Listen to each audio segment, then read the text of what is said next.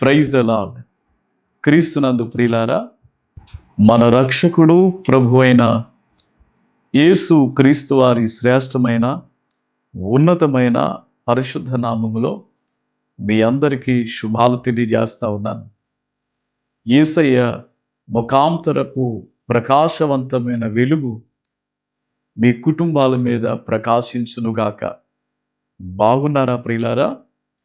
దేవుడు మనలను ప్రేమించి మనందరి జీవితంలో ఈ భూమి మీద మరొక దినం ప్రభుని స్తుతించే ఆ ఉన్నతమైన భాగ్యాన్ని ప్రభు మనకిచ్చిన రీతిని బట్టి మీతో కలిసి నేను ప్రభుని స్తుతిస్తూ ఘనపరుస్తున్నాను. దేవుని మాటలు వినటానికి మీరు సిద్ధంగా ఉన్నారా?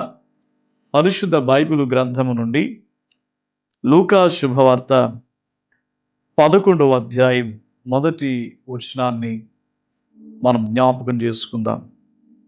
ఆయన ఒక చోట ప్రార్థన చేయుచుండెను. ప్రార్థన చలించిన తరువాత ఆయన శిష్యులలో ఒకడు, ప్రభువా, యోహాను తన శిష్యులకు నేర్పినట్టుగా మాకును ప్రార్థన చేయ నేర్పమని ఆయనను అడిగెను.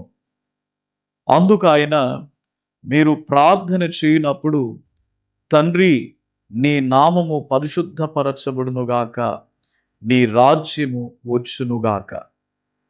ఈ రీతిగా ప్రియులారా, శిష్యులు ప్రభువుని ప్రార్థన నేర్పించండి అన్నప్పుడు ప్రార్థన నేర్పిస్తూ ఉన్నటువంటి అనుభవాలను ఈ భాగములో మనం చూడగలుగుతూ ఉన్నాం. ప్రార్థన అంటే ఏమిటి ప్రియులారా? దేవుని వాక్యములో మనం జాగ్రత్తగా ఆలోచన చేసినప్పుడు ప్రార్థన అంటే నీ హృదయమును దేవుని సన్నిధిలో కుమ్మరించటమే. నీ హృదయమును దేవుని సన్నిధిలో కుమ్మరించటమే, మాట్లాడటమే. బైబిల్ గ్రంథములో ప్రియులారా, మొదటి సమూయేలు గ్రంథము 1వ అధ్యాయములో ప్రియులారా ఒక శ్రేష్టమైనటువంటి మాటను మనం చూడగలుగుతూ ఉంటాం. ఏమిటి అనంటే 15వ వచనంలో, నా ఏలినవాడా, నేను మనోదుఃఖము గలదాన్నై ఉన్నాను.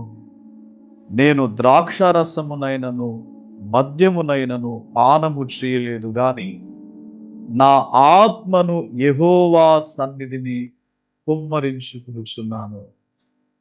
ఎంత శ్రేష్టమైనటువంటి మాట అండి. ప్రార్థన అంటే ఏమిటో దేవుని వాక్యములో నుండి హన్నాను ప్రభు మనకు జ్ఞాపకం చేస్తున్నాడు.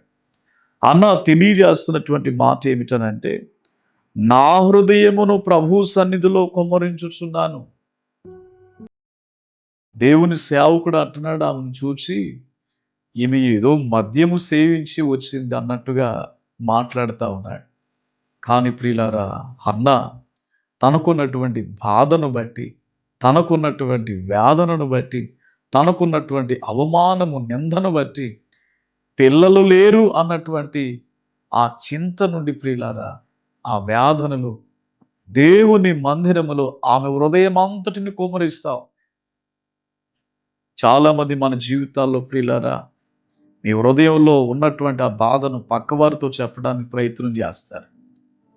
నేను అంటాను ప్రియులారా, దానివల్ల ఎటువంటి ప్రయోజనం మీకు ఉండదు. కానీ మీ హృదయంలో ఉన్నటువంటి భారాన్ని ప్రార్థనాపూర్వకంగా అనగా దేవుని సన్నిధిలో కుమ్మరించడం ద్వారా మీరు దేవుని యొద్ద నుండి సమాధానాన్ని పొందుకుంటారు.